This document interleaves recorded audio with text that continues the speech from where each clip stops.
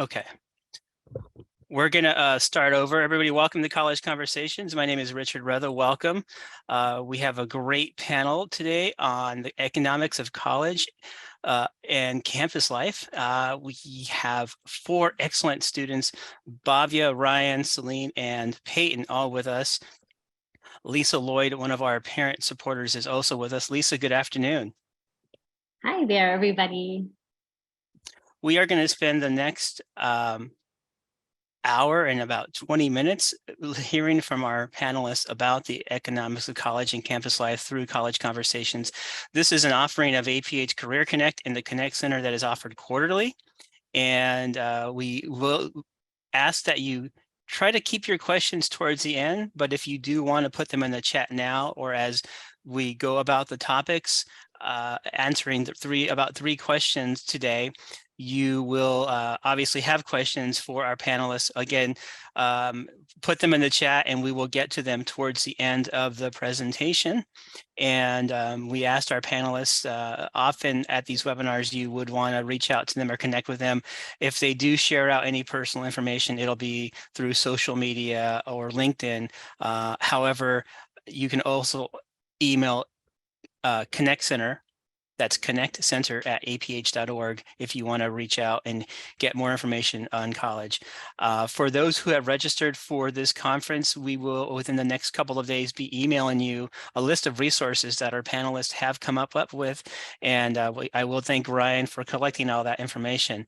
Panelists, I'm going to hand it off to Ryan. Ryan, you will want to speak up. Ryan is on the phone. He doesn't have video access, but Ryan, go ahead. You can start with introductions and let's get started. Thank you, Richard, and good afternoon, everyone. Welcome to College Conversations. My name is Ryan Mentor. I am 18 years old and a senior at Southern New Hampshire University. I am totally blind and will be graduating with a double major next week in Justice Studies, and my other degree is Sociology. And I hope to head to law school next year and practice civil rights law. And I'll pass it off to Bhavya.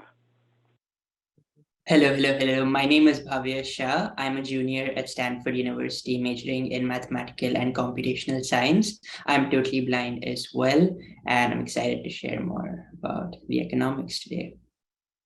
Over to Celine. Hello, everyone. My name is Celine. I am a freshman at Wesley University. It is in Connecticut, so also on the East Coast. I am totally blind as well. I am a prospective psychology major with a minor in Middle Eastern Studies. And yeah, I'm excited to share whatever I can with everyone. Hi, everyone. My name is Peyton. I'm so sorry I currently do not have video access because the Wi-Fi is not working right now on campus. But again, I'm Peyton with Margaret Polk. I am a Black female with short curly hair. I'm in my 4th year at UCLA, which is crazy to say. I'm literally about to graduate in the spring. But I'm studying world arts and cultures, and my emphasis is in social action through art. I'm low vision, partially sighted, whatever floats your boat. But for me, that basically means that my vision fluctuates depending on exposure to the sun and whether or not I'm staring at a screen all day, being that I am a student. I'm also a cane user and in the process of getting my very first guide dog. That's me. I'm Peyton, and I'm going to start us off with our first question. Remember, if you guys have any questions or comments, please take note of them, and we will give some time to answer those at the end of our panel. The first question we're going to touch on is, what is financial aid, and what can this aid be used for? So generally, financial aid is funding that is available exclusively to students who plan to attend a post-secondary institution or certificate program. So overall, this funding can be used to assist in covering the many costs incurred while pursuing a college degree. So in addition to tuition, books, supplies, this funding can go towards room and board or housing, meals, transportation, which may include commute to and from school each day for class or going home for the holidays. This also includes health insurance. For example, my campus or my school has health insurance for students, and incidentals like investing in a nice trench coat or warm puffer jacket if you're moving from a sunny place like California to, let's say, New York. My annual tuition, I just want to kind of put this out there, is about $14,000. And so on top of that, I have to pay for housing, which is about $10,000 every year. So yeah, anything else, guys? This is Bhavya. I'll jump in to add a little bit there.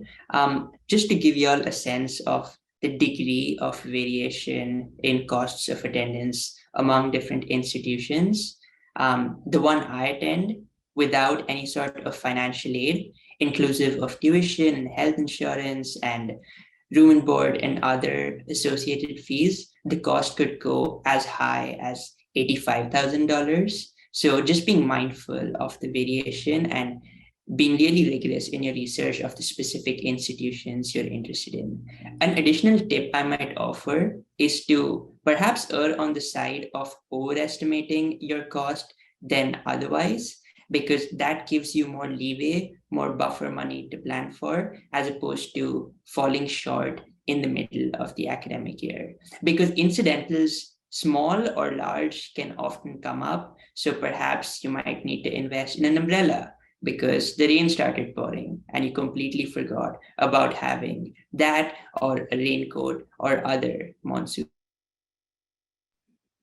Yeah, Celine here. I agree with Bobby. You should always overestimate. And I'm not saying like, you know, 5 grand over what you need, but like always have a bit of money set aside because you never know what will happen. You never know if you need to buy something, like new clothes, because let me tell you, you will either lose or gain weight in college. You may need to get new clothes, or if you're like me, you moved from the South, you need winter clothing. Like always have a little bit of money set aside, like apart from paying for your cost of attendance. Just make sure to have that, some of that personal finance, a bit of, rainy day money.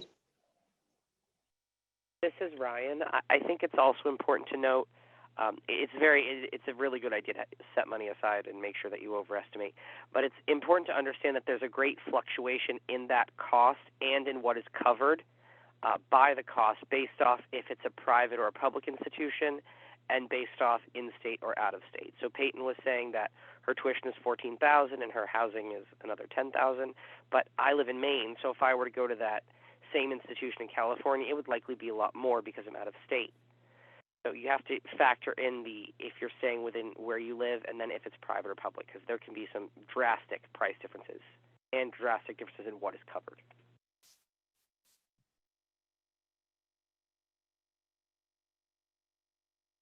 Okay, yeah, really good point, guys. Thanks for adding on. Our next panelists that are going to answer the next question is Ryan. So without further ado, Ryan. Thank you, Peyton. So the next point of discussion is, we've gone through what is the financial aid and what can it be used for, but how do you get the financial aid? There are many avenues for doing that. I specifically am going to address scholarships and work study, and then we'll address a few others later on. So scholarships are perhaps the most commonly known form, and they come in a lot of different varieties. So there's need-based scholarships, which hinge off your financial need. Maybe my mom was a single mom, so we had some financial need, but maybe, you come from a lower socioeconomic background, or you have a single parent and you don't have the finances to cover college. So a scholarship that would address the need is on the need-based end of the spectrum. And then there's merit-based, which is your scores, your academics. Maybe you have a 4.0 GPA, or you did really well on the SAT or the ACT, based off of how you perform academically. There are some that factor in both. As an example, I just received the $25,000 national scholarship from the Horatio Alger Association. And while it is primarily need-based, they do like you, and I believe it's required that you have a 3.0 GPA or better. So that is a degree of merit. Work study is another form, and that is, scholarships you tend to apply for before you get to college. Work study, you get the money while you're on college, while you're on campus. And what that involves is performing some sort of job on campus that benefits the community. I worked as a tutor at my university, but doing something, and instead of necessarily receiving the direct money, instead of getting a paycheck or cash or whatever, that goes towards your scholarship. You know, if you make $10 an hour and work 10 hours a week, every week that's $100 off of your bill. And while that doesn't seem like a lot, that adds up. If you do work study for 4 years, that's a sizable chunk that you don't have to worry about in student loans or finding scholarships.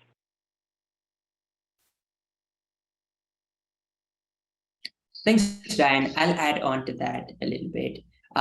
So that was scholarships and work study. And perhaps to add a little bit of my perspective and experience with those, I might note some of the distinct types of scholarships available. So there are those that you can secure from private organizations and nonprofits, those that come from the university or educational institution itself, and those that come from federal grants or state funding or the Department of Rehabilitation. The third, we will be chatting about more a little bit further along in the webinar, but I might touch on the first couple. So on organizations, I would just note that there just are very, very, very many people who really are keen on supporting college-bound students in their academic endeavors. And there is a general recognition in society about the exorbitant costs of college, and people do want to support students in offsetting that. So I would just encourage you to look around, cast a wide net, and do your research to identify the many, many scholarship opportunities you may be eligible for and you may be able to apply for, and many of which you may be able to secure.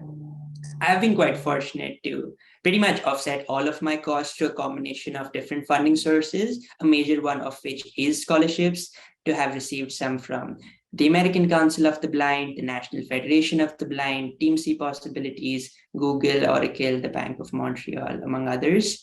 And there just are so many, and people really do want to lend a hand. So please, please, please look and feel confident to apply to them.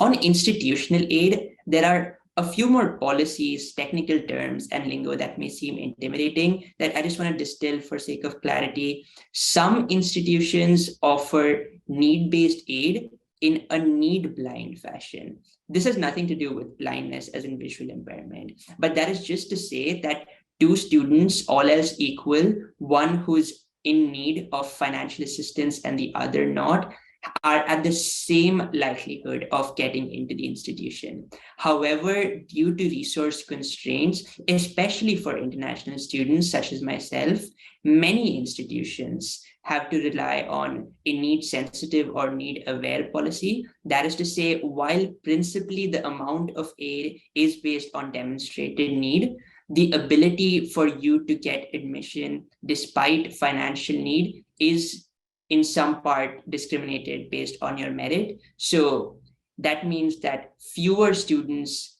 who require financial assistance get in, and therefore those that do have to cross a slightly higher pedestal to do that. But that is all on scholarships and work study. Internships, jobs, just doing the hard effort to make the money is a funding source as well that blind students can access. I want to note very critically here that none of us should feel pressured to take on multiple jobs in addition to extracurriculars as well as full-time course loads, because the transition to college, especially with all of the accessibility related adjustments, is something that is taxing, that can feel overwhelming sometimes. And we should always check in with ourselves and think about how much additional bandwidth we actually have to take on an extra job. But I will say that if you do determine that you can do that, then by all means, please feel encouraged to do that. In my case, I have done research assistantships at Stanford with the Department of Sociology, with the Political Psychology Research Group, with our Center for Global Development. I'm currently a tutor at a Writing and Speaking Center. I've worked at tech nonprofits as machine learning engineers over the summer. I'll be working at the World Bank over the winter, and I've worked at the local credit union here as well as a consultant. So there are all of these plethora of opportunities that I, along with I'm sure everyone else on the panel and other blind students, routinely take advantage of. So all of these jobs and part-time income sources, summer internships, on-campus jobs, and otherwise are available to us.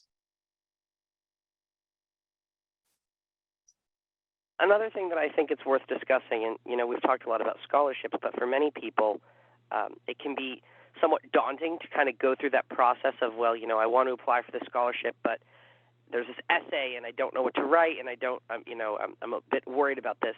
And so I just wanted to share a few tips on that, because I as I mentioned, applied for the Horatio Alger National Scholarship and received it, and there were a lot of essays involved in that, and I think that the essay is a really important component of that scholarship, and I think it can intimidate a lot of people.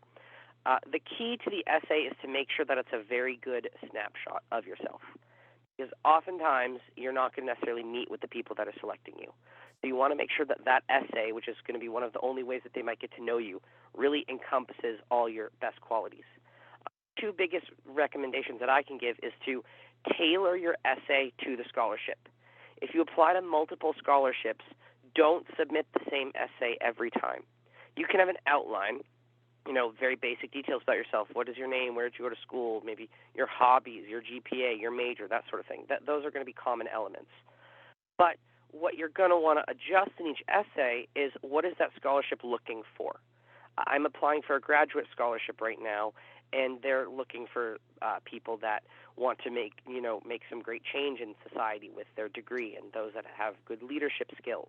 So my essay is going to focus on times that I've taken leadership opportunities and ways that I've helped enact good change for the better of society or the better of certain communities.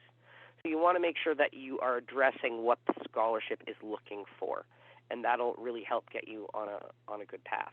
A second piece, and this seems almost self-explanatory, but it's really important to note, is to make sure when you're going through and picking what scholarships you're applying to, that you read thoroughly all the requirements. There often is a lengthy list, and it's a really bad feeling if you get all the essays written and all the components done, and then you realize that the last one said there's a citizenship requirement, or maybe you needed a 3.0 GPA, but you have a 2.9. Just make sure you check all the boxes for what's required before you do it. And the last thing I'd like to note is, the essays can seem intimidating, but there are scholarships that don't require them. There are some that might be simply based off of your GPA, or just your need, or just your SAT scores, ACT scores, etc. As you get to the more competitive scholarships for the higher amounts, you tend to start getting into the area of one essay or maybe multiple, but there definitely are some that don't require that essay. Any other thoughts on this question before we move on?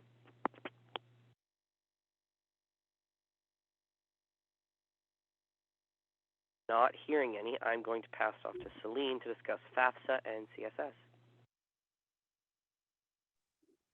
Hi, Celine here. Just want to remind everyone that if you have any questions about anything we've said so far, please feel free to drop them in chat. We will get to them towards the end of the webinar. So is that. So great piece about scholarships and internships, Bhavya and Ryan. That's amazing. So now we are going to move into the third part of our webinar, which is applying for financial aid, how to go about that process. So we've talked about scholarships, we've talked about internships and all sorts of different types of aid and where it goes. However, we need to talk about federal aid. This is money that comes from the government, essentially, if you are a US citizen. If you are an undocumented student or international, this process works a little differently. I'm sure Bhavya can tell you about that, or any one of us could jump in with that in a bit. But basically, for federal aid, it is not like a scholarship application. It is like a very technical process. For example, there are two main ways to get aid. At least for federal aid, the main way is the FAFSA, and that is the free application for federal student aid. And it's got like 7 parts to it. There's a lot. There's, demographics, which is background info about yourself. There's, your dependency status, which is whether your parents, you depend on your parents still, you're still listed as a dependent on their taxes. It can get very technical and overwhelming, but I will say that for me, as a totally blind user screen readers and everything. Like, it can sound very technical, but the process of actually filling out the form is very accessible. At least on my screen reader, I did it on my Mac and iPhone, and it was pretty seamless. And they have plenty of tooltips that they call it to help you understand what you need to fill in, help you break down questions. They have plenty of help on the FAFSA application for you to utilize. So please don't be afraid of that.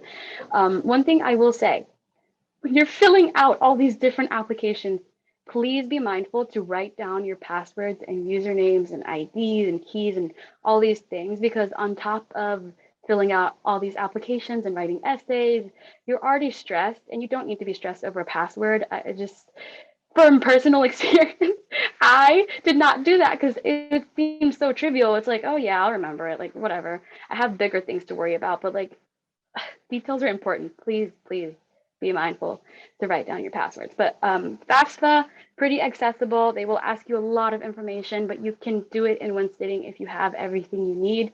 They will list everything you need. And you're mostly just entering values. Now, there is another form of aid, and Bhavya touched on this, institutional aid.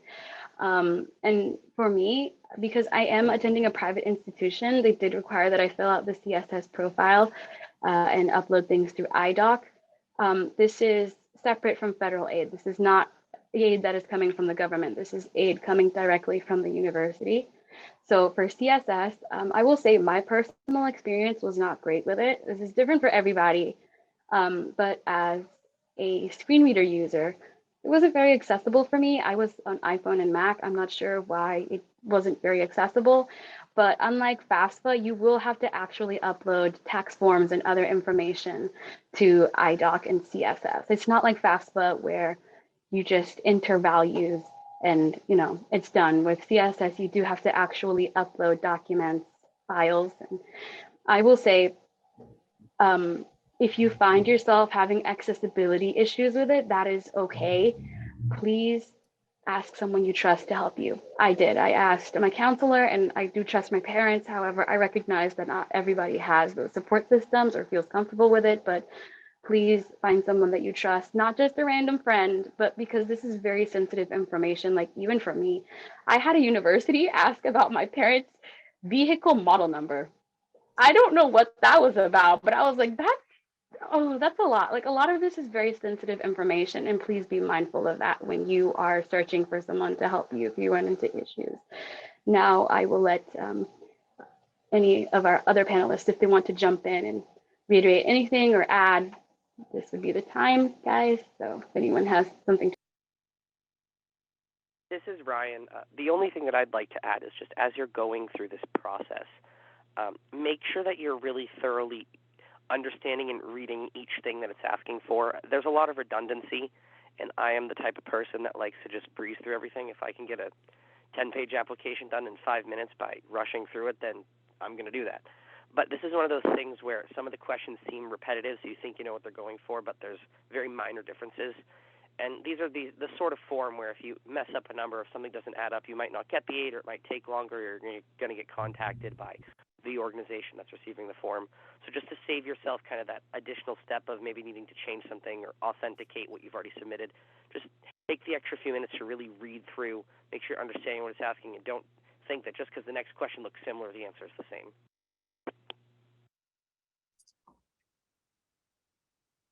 This is Bhavya. I'll add by mentioning another source of federal financial aid. But thank you so much, Celine and Ryan, for those. FAFSA, CSS. I definitely remember my times with the CSS profile.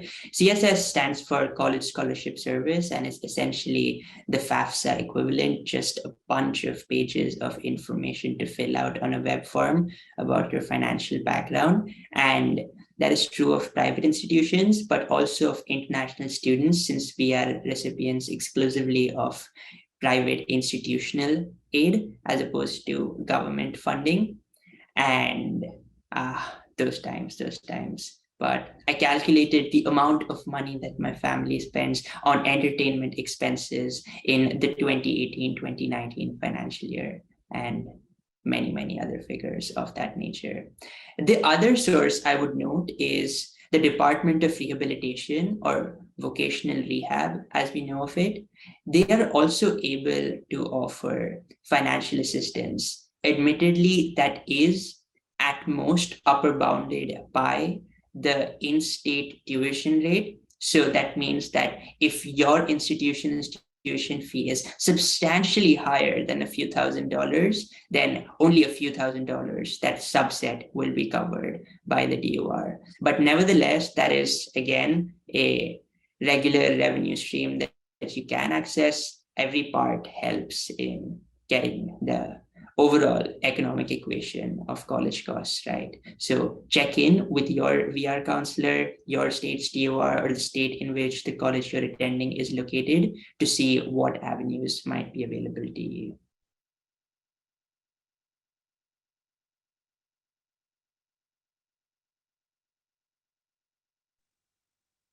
Celine, jumping back in here, I will say that most colleges, you know, when you are applying to aid, we are assuming that you have already kind of picked a couple colleges that you want to apply to, but every college is required to have a price calculator on their website.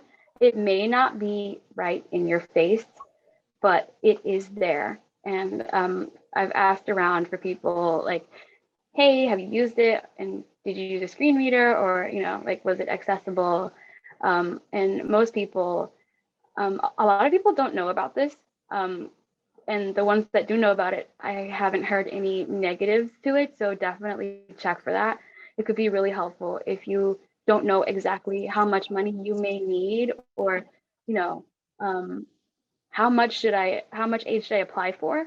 That calculator could be really helpful. Every college site is required to have one, so definitely look for that if you don't know, if you're like, I just want a rough estimate of how much I should apply for, definitely feel free to use that as a resource, because I know math can be tricky, like adding up all the room and board and meals and all that stuff, doing it separately, it can be tricky, but the price calculator on college websites should make that process a bit more easy for you to calculate.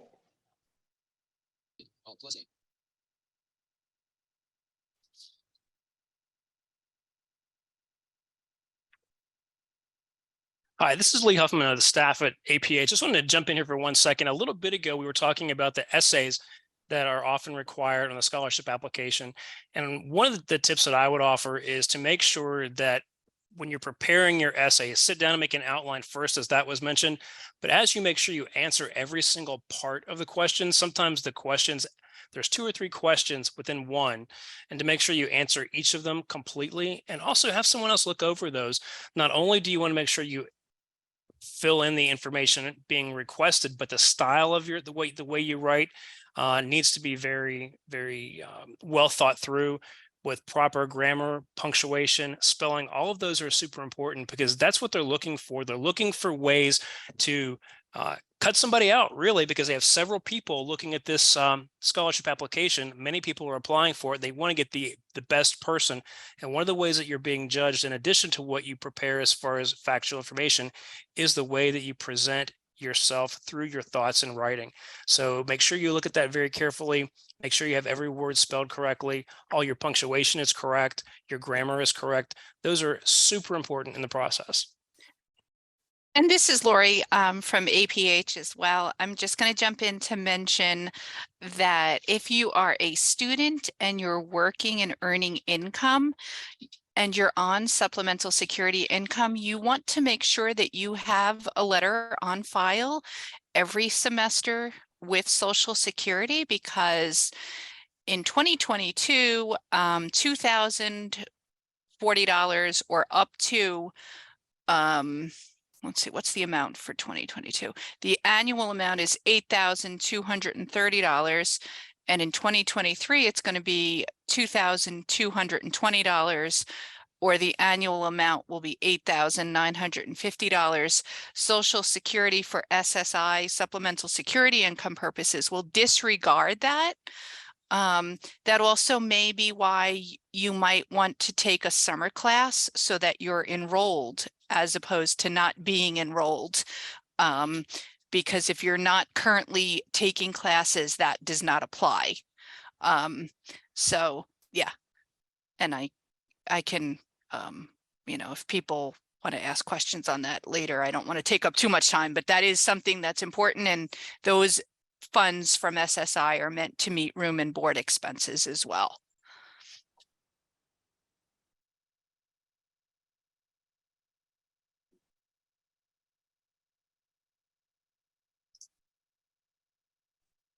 This is Lisa. I just wanted to ask our panelists about working.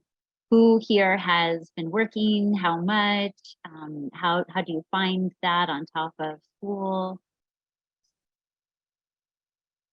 This is Ryan. I worked for a few hours a week last semester while I was on campus as a tutor.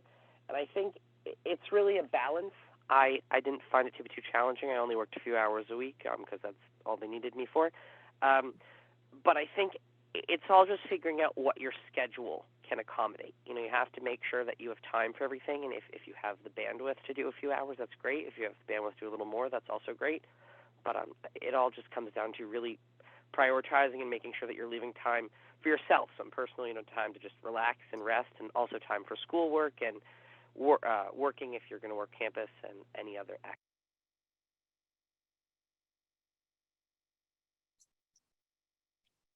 This is Bhavya. I had the opportunity to share a little bit about the various jobs I've been involved in earlier, not to reiterate too much, but just a brief recap. I've done research assistantships, and I've worked with the credit union at Stanford and with a tech nonprofit doing some machine learning work for them and other related experiences. This winter quarter, I'm really excited to be interning at the World Bank in DC, so that should be exciting. But I would just note that your availability and your spare bandwidth will just vary throughout your undergraduate career. When I was in remote learning because of the COVID pandemic for the first few quarters, I was able to take on way more than I currently can, simply because a lot of the things that take up your time in case of in-person college, good things like meeting friends and hanging out with people, and also chores like going to the dining hall for your food and doing your laundry and such,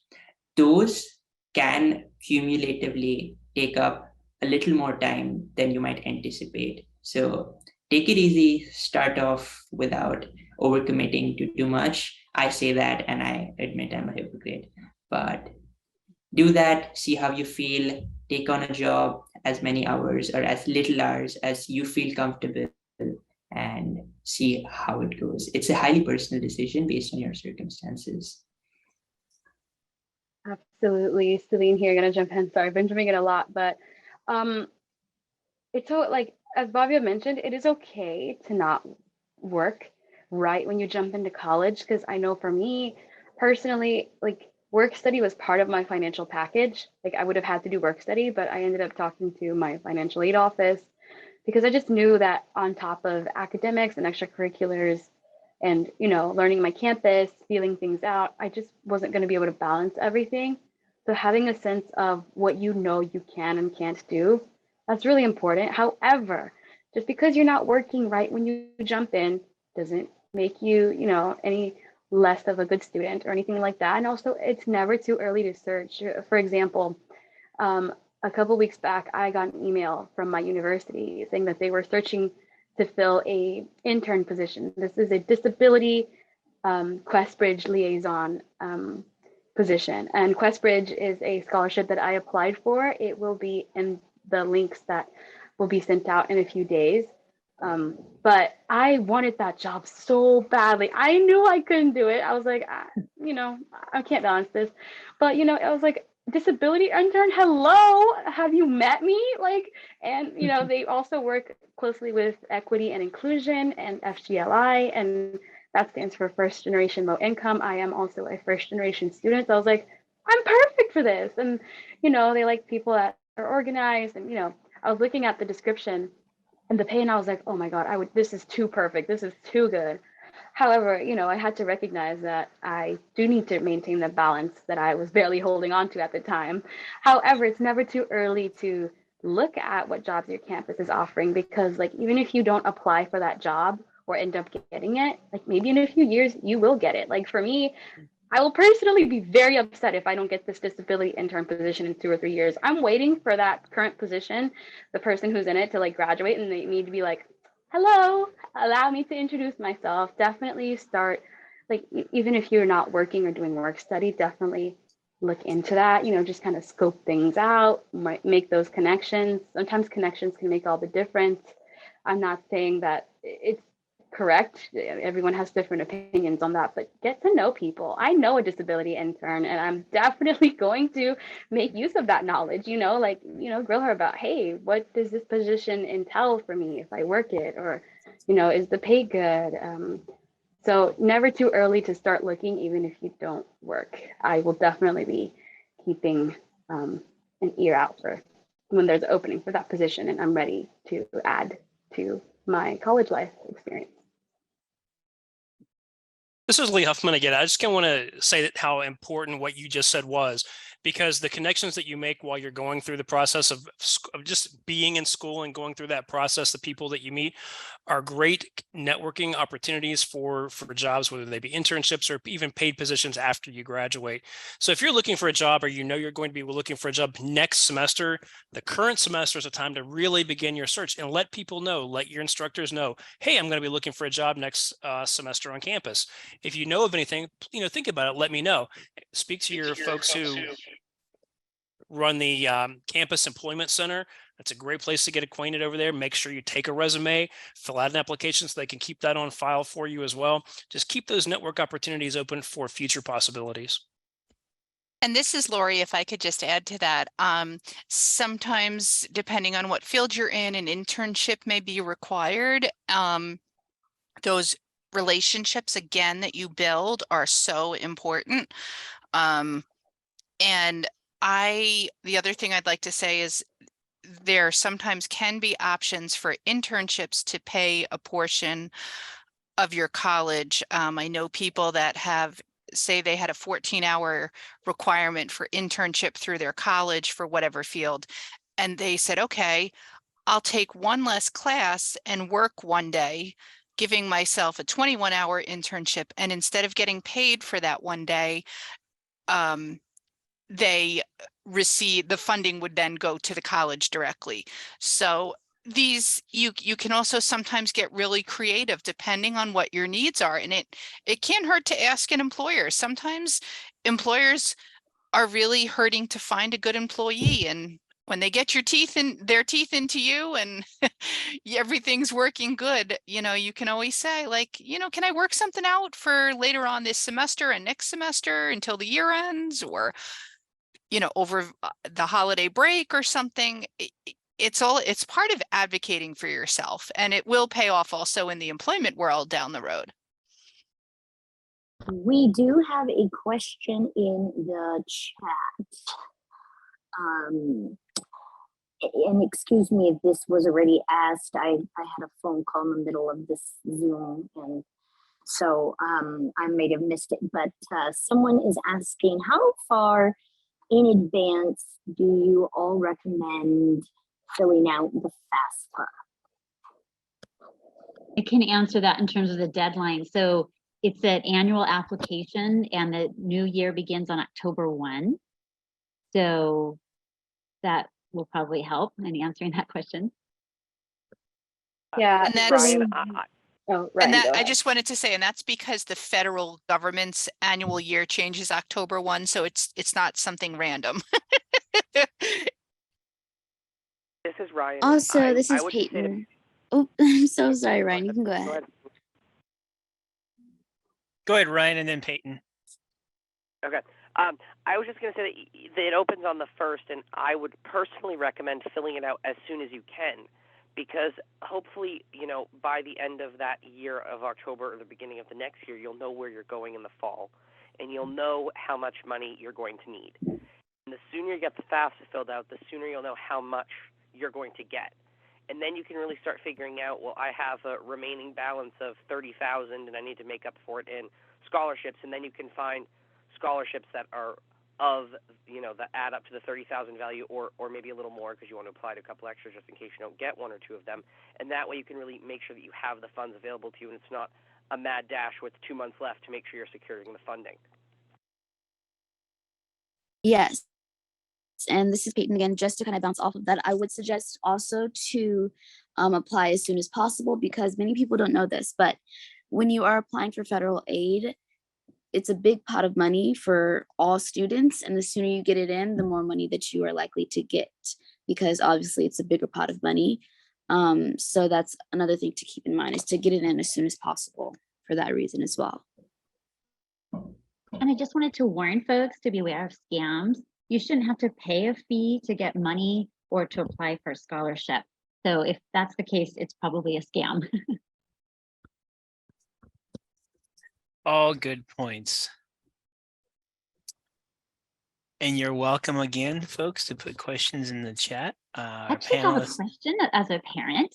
Yes. I'd like to know the role that your parents played in applying for financial aid and scholarship. Maybe each of you could speak to that for a minute. Were there a lot of conversations about how you're going to pay for college? How'd it go? Celine, I know you had an interesting tidbit to share. Oh, it's okay. So for me personally, I would have loved for my parents to have been more involved. However, because there is a language barrier and many other factors, my parents weren't really involved in my application process. But if you are a parent who is listening, or if you're a student who has a good relationship with your parents, definitely talk to them. I would have felt a lot more comfortable and less stressed going through my college application process if I was able to talk it out with my parents.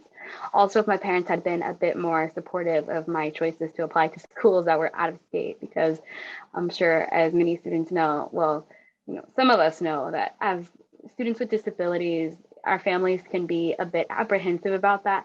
We can be apprehensive about that. But of course, I was all like, I can do this. I am capable. I've gotten this far.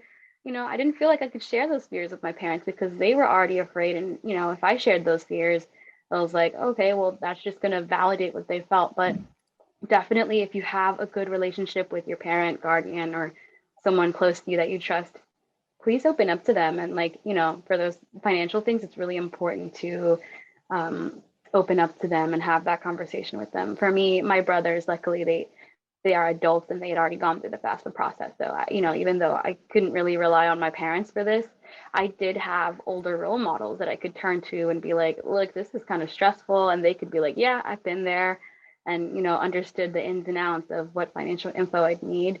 Definitely, even if it's not a parent, if it's a guardian or older sibling who's been there, or a counselor that you trust, definitely open up to them. I would have felt so much better if I had someone to kind of lean on and, kind of validate the whole, like, yeah, I've been there, it sucks. Sometimes that's all you need. And someone who understands, the information you'll need.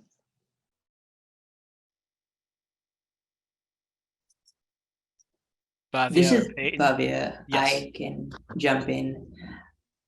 I think one of the things to recognize is that at the stage of applying to colleges, we are typically not financially independent. That is to say, we don't have massive assets of our own or pools of money from which we as students ourselves are going to pay for our college. We can accumulate that over the course of our undergraduate career, but at that stage, really the economic planning involves honest conversations with the people who will be needing to contribute at the start.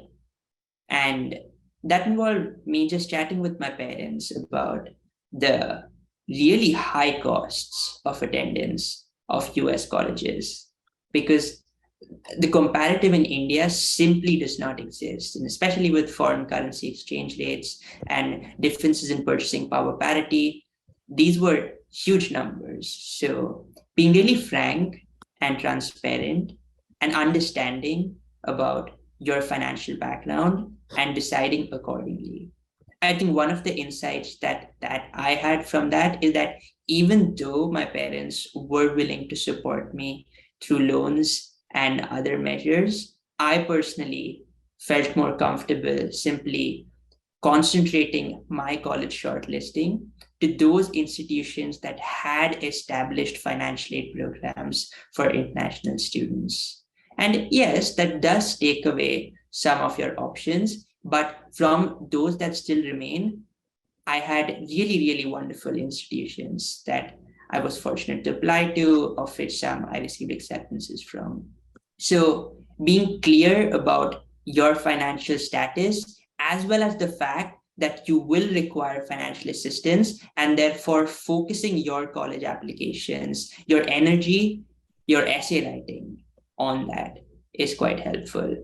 The other aspect that I would add is that while the role of family members should certainly not be underestimated, you should use that as learning opportunities. So initially asking them questions, picking their brains. What does this form mean? Or a bank account here? And should I get a credit card or debit card? So not just seeking their help through the process, but seeking it with the objective of learning more about it so that in the future, you are able to be more independent. And that is something that I have taken to heart a little bit. Um, while I do recognize the immense value of those initial conversations, I've been really lucky to be able to pay for the entirety of my college costs independently with a combination of a really generous financial aid package from Stanford, as well as a number of really generous outside scholarships and a lot of odd jobs that I've done here and there to cover the remainders. And I think just using a combination of the support network that you have around you, whether it be your immediate parents or other relatives that you trust, and using your own research and competencies and going for it. And Stanford was your dream school, if I remember it correctly. It was. I applied early and I was fortunate to get in. So apply to your dream schools, even though you may not be sure how you're going to get there. I'm Celine. I strongly second that. I would not have applied to the school I did if I didn't apply to the scholarship that I did, because the plan was just to stay in state and, you know, take whatever college offered me the most money. But definitely those scholarships can really take you far. Like, I moved over 20 hours away. It's my first time ever being away from my parents. I'm in a completely different environment, like very being cold up here. I'm from the South, you know. It can be very scary, but definitely I think the reason we're doing this is so that you guys don't feel limited. We already do feel very limited in a lot of ways in society, but financial barriers for students should not be one of them. And I'm really glad that I was taught that through my application process for scholarships. Like, I am fortunate enough to have a full ride to my private institution. My institution, Wesleyan, was also my dream school. I didn't know it at the time. People kept telling me, "Oh, you'll feel it when it's the right school." And I'm like, "What do you mean? What am I, some kind of like psychic or whatever? I'm just gonna know, like, I can see the future." No, no, I can't. But you know, they were right. I really felt it. No matter what other schools I looked at, they were all amazing. But like, you know, I knew that I was here, and you know, financial barriers doesn't have to be a thing. Like, if someone told me a year ago that I would be going to a private institution that is one of the top liberal arts colleges in the country with like 80K upwards of yearly cost of attendance, I would have been like, yeah, wrong person. But no, definitely do not let financial barriers stop you. There is always a way around it. Ryan, what about you? Peyton, what about you? Your parents? My mom was instrumental in helping me with the FAFSA piece. The accessibility was, I don't know if it was wonky for me, if I was just struggling with the specific device I had. So my mom helped me fill that out and obviously helped me get all the tax forms and such. On the scholarship front, you know, I definitely consulted her and said, you know, hey, I'm applying for the scholarship, but I've always been the type of person that just applied for stuff and then said, you know, a couple days later, oh, hey, by the way, I did this. So she was definitely there, very supportive, and I was appreciative for that. But to a certain extent, you know, I just kind of found scholarships applied and then there afterward. Yeah, this is Peyton again. I did the same thing as Ryan. She did help me a lot with filling out the FAFSA because much of it was her information, being a single mom. And so, yeah, she definitely helped me fill it out. And again, I just applied to many scholarships. And so whatever difference there was between financial aid and what I was offered in grants, and what I was awarded, I typically just, you know, paid the rest with my scholarships. Yeah. So at this point, I'm about to graduate in the spring, and I put out a few loans, but they were all, I guess, added on to my parents' student loans. This is Lisa Maria, and I just want to first say that all of these panelists are freaking amazing. 20 plus years ago, when I was applying for college, I didn't know a third of what they are sharing with you all today. So these are very, very savvy people. And it's just so cool to listen and hear all of the information they're sharing with everyone today. But what I really wanted to share was the word networking. We think that mostly when looking for jobs and careers and launching our careers, but I would say that most of the reason why I had my college and grad school paid for was because of networking. My parents were extremely instrumental in keeping me on task my senior year of high school for applying for financial aid and scholarships and grants, because they were very honest with me. They wanted me to go to college, but they really couldn't help pay for college. So being the first in my family to go to college and actually wanting to be there, it was really on me to find financial aid. And because my parents are so involved in their community and were so proud of all of their children, everybody knew, I was looking to go to Berkeley. And so people were willing to read my essays, help me sharpen it up and make it really great. People were willing to, talk to me about potential places to get scholarships from, like the Ronald McDonald Foundation or the Elks Club or Rotary or Kiwanis. And if anyone was a member of those organizations, they were always willing to sponsor me. But later on in college and even in graduate school, if it wasn't for just learning how to network and just talk to people about what you're doing, I don't think I would have been able to finance my college as well as I did. And for grad school with vocational, I went out of state, and for between vocational rehab and the stipend I received for going to school and doing the degree I was doing, I never paid anything out of pocket for graduate school. So it really is, talking yourself up to people and networking. Thanks. Thank you so much for sharing that. If anyone else, like Bhavya, Brian, Peyton, have anything else to add, great. Or if there's any other questions in chat, whoever is processing those, please feel free to throw them our way. This is Lee. Go ahead, Lee. No, I was just going to say really quick, this is Richard. The chat is pretty quiet, so I was going to ask some of our staff to follow up. So Lee, go right ahead. Yeah, this is probably a long way to go around, but I have a few points that I want to make. And I think it's fantastic that everyone is talking about their experiences with applying for scholarships and grants, because college is very expensive, no matter what college you go to, whether it's an in-state local school, or if you're fortunate enough to be able to apply and be accepted to an out-of-state, more expensive, quote, prestigious school. It's very expensive. And I think that it's very important for students today to be very careful about taking on a great deal of student loan debt. And in our political climate today, we're hearing a lot about student loan forgiveness, but it's important to be remembered that none of that at the moment is guaranteed. And if it does go through now, there's no guarantee that that will happen ever again. And so what is unfortunate that students can take on at 18 years old, 21 years old, can take on hundreds of thousands of dollars in student loan debt that a professional working could not apply for if they were applying for a mortgage. So students can get into a lot of trouble applying for great deals of student loans. So please be careful about that.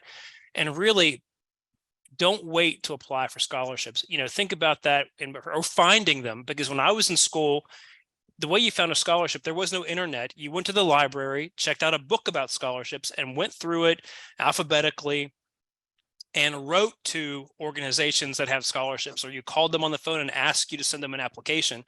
And that was very time consuming and tedious, to the point where I really applied for 1 or 2 scholarships.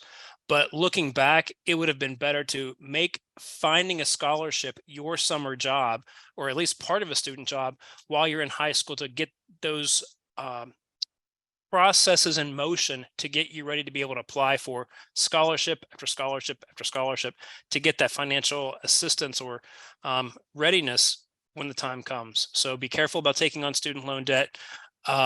Prepare ahead of time to apply for scholarships, and apply for every single one that you're qualified for. And also talk to your friends, ask them, what are you applying for? Where are you looking? Where are you finding opportunities with scholarships? Because they may know of very good opportunities that they could help you with, or maybe they could say, hey, I found these scholarships that I really wasn't qualified for, or didn't work in my area of study, but you may find these very important. So always ask your friends about what they're doing and where they're looking to find information about scholarships. Lee, I just wanted to piggyback on what you were saying. This is Lisa. I had to pay my way through college, and I had about $30,000 worth of debt. And I ended up doing AmeriCorps national service work, which paid back about $5,000 of it. And then when someone in the family passed away, I got inheritance, and that was how I paid off the remaining $25,000. But it was really a very challenging thing, and I didn't know about scholarships. But I did know when I worked in College Success, and I would advise students to go to fastweb.com. Fastweb.com has thousands of scholarships posted there. It's been around like 27 years now. And it's really easy. You just fill out a few questions, and then they start sending you scholarships that you would be good for. And then you can start applying. The other organization that I learned about online is bold.org. And I was so surprised to find out that I have 2 freshmen right now in high school. Both of them can start applying for scholarships now. And many of them are without essays through bold.org. And that just kind of blew me away. But it makes sense, because college is such a financial endeavor. You want to start saving as early as you can. And so when you get scholarships when you're in your freshman year of high school or sophomore or junior, they hold those funds for you. And then when you end up going to your higher level educational institution, they transfer the funds directly for your tuition to wherever that is. So who knew, right? that was even a possibility. Things have really changed. Lisa, you said bold, BOLD? BOLD.org, bold.org. What do you know what that stands for? I don't know exactly what that stands for. No, but I already signed up my daughter and I wrote down the password somewhere in a safe place. Thank you, Celine. This is Ryan. Both of those will be included in the resource list. Yeah, and I was going to say about the resource list, for those who have registered, we will send out a resource list within the week to those whose emails we have for the event. So if you're thinking about asking that, your question has been answered. Let's do one final go around with our panelists and staff. If anyone has any questions or observations, and I want our student panelists to end with just maybe one final thought. But before that, Lori, Lee, Lisa Maria, Lisa, everyone's name starts with an L. Do you have any final questions for our panelists? This is Lori. I'll just be the curmudgeon, I guess, and say that sometimes there is a misperception that if you have a disability, you can take financial aid and then have it discharged if you don't get a job quick enough.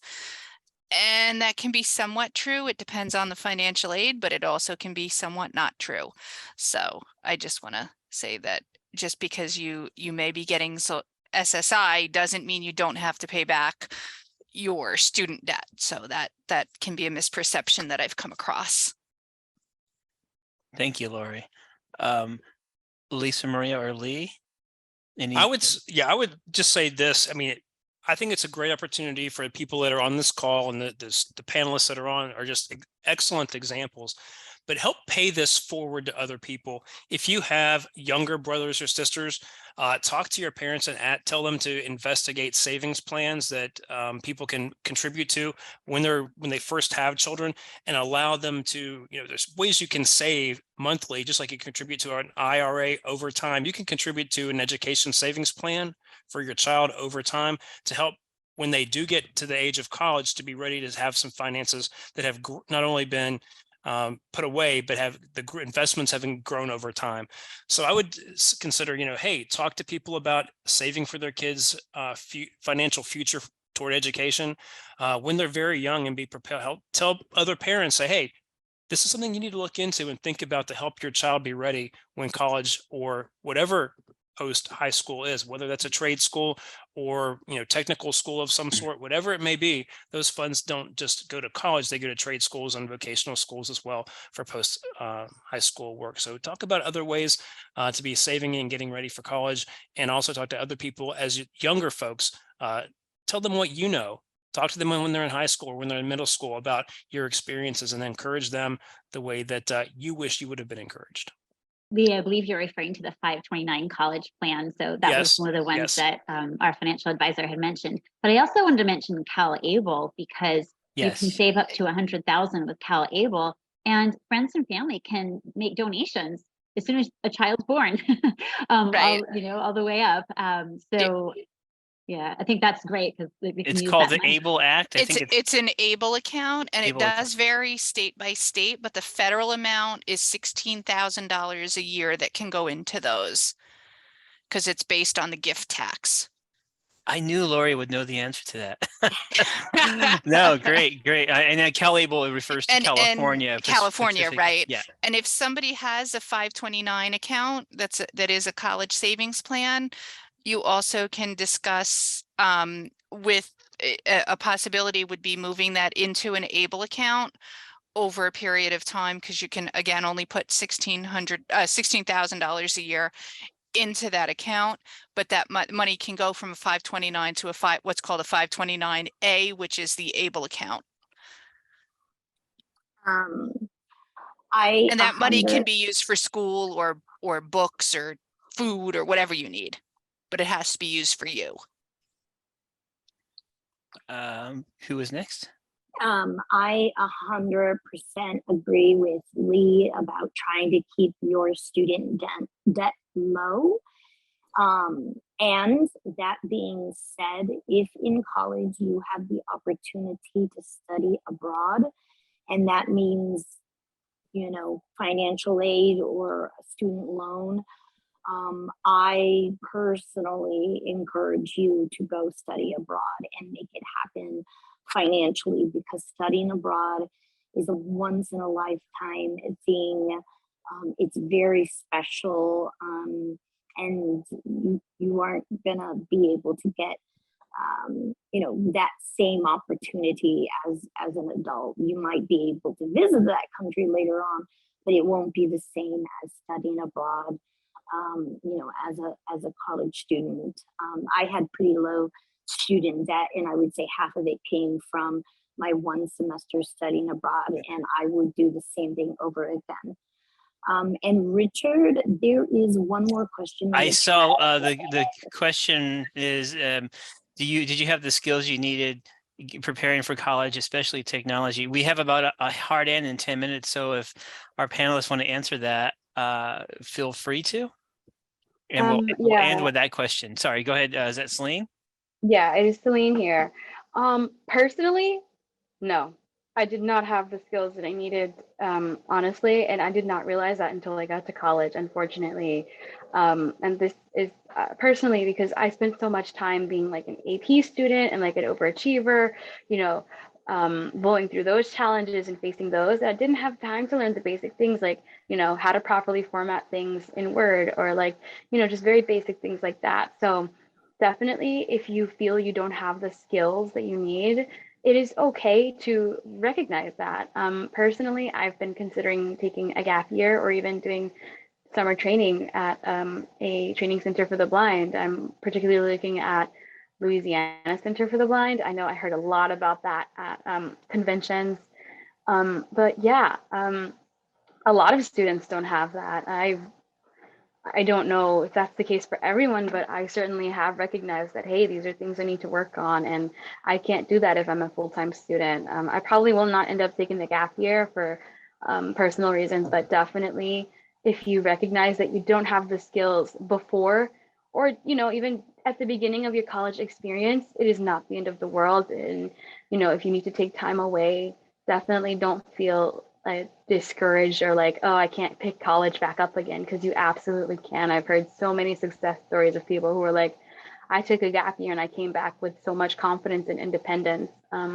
So if you are a TVI, a parent, or otherwise a preparer of someone who maybe doesn't have all the skills they need, definitely encourage that sort of training. It's okay to not go into college right away, because I know for me as an AP/gifted student, I was taught, go to high school, go straight into college, because if you don't, you'll lose all your knowledge and drive. And so go to college, go to any higher level school after that if you want, get a job, be successful. But success looks different for everybody. And we as students with disabilities know that better than anyone else. So it's okay if you don't have the skills. You can acquire them. There are resources, centers, financial aid out there for you, for programs if you don't have them. And it's hard to be like an AP overachiever student and be like, wow, I didn't know how to do my laundry a month ago. I learned how, but definitely there are. Thank you, Celine. We have a hard end in about 5 minutes. I'm going to go to Peyton Richard, next. it's Lori. If I could just say, there's a really good book out there that I think not enough people know about. It's called Formatting Your Word Document with JAWS and NVDA, a guide for students and professionals. And it's from National Braille Press by David Kingsbury from the Carroll Center. It's a fabulous book. Make sure that gets in the resource listing, and definitely thank you, Lori. I will get that in there. Thank you. And we have a hard end in 5 minutes. Peyton, you're next. Okay, quickly, I know I'm so sorry. We are about to end, but I want to answer that question. So when I first started college, first of all, something to remember, college is a big transition for everyone. Okay, whether you're going into community college or starting at a university, it's like the beginning of adulting, and adulting is literally not fun. So that being said, I started college and it was really, really tough for me. I ended up, luckily I came in with 2 years already complete. I ended up taking some time off, and then I went to the Orientation Center for the Blind to help build those skills that you may be referring to. But like Celine said, it's okay to take some time off to develop those skills that you may need for school. Also, there are some skills that you just learn, by doing it. And that's okay as well. Exactly. And I'm an experiential learner, so I find that that's the best way that I learn anyways, which, just go for it, basically. That's it. Thank you. Ryan or Bhavya, you have anything to interject? I was just going to say that I think we all, when we start a new chapter, a new journey, be it a new school or college or a new job or whatever, we also don't necessarily have all the skills, and I think that's the same with college. I think the key is to ask for help where you need it, and seek out that training and that mentorship and that assistance as you find yourself needing it. Going to college is a big step, and I know we've given you a lot of information, and it seems like a lot, and it is. But the key is to make sure that you really rely on those supports and ask for the help you need to get those skills, and that you plan it out ahead of time so you kind of have a map. When you're starting high school or maybe in your sophomore year, really figure out what you're going to do over the next couple of years so you're set up for success when you go to college and it's not a mad dash at the end. Great. And Bhavya? Sure, I'll wrap things up then. I would just note that, just like every single one of us said, when you begin college, you simply will not have the answers to all questions. Now, that may be because of a skill deficit, or that may just be because that's part of the process. The key is to, at every step of the way, check in with yourself, figure out what your needs are and what things you remain to figure out, and work on figuring them out. Specifically on skills, I started in-person college in the spring quarter of my freshman year, in the middle of the pandemic, wherein I had to move in to a university in a foreign country without my parents being able to accompany me due to consulate having limited visa openings due to the pandemic. I did that, and even though I may not have had all the answers, all the skills, all the tools that I over time gained, I did it nonetheless, and I wouldn't do it any other way. I realized that technology-wise, I was pretty fine, but my travel skills could use significant work. So that summer, I attended a residential blindness training center and upped those skills. And I did my sophomore year, and I was much more fulfilled and productive. And I felt like I could still use some growth. So this summer as well, I balanced residential blindness training with a full-time internship, and just figuring out questions like how you're going to pay for college and the different sources of funding by attending this webinar itself is you demonstrating your willingness to take it a piece at a time and figure out those answers, as you definitely will.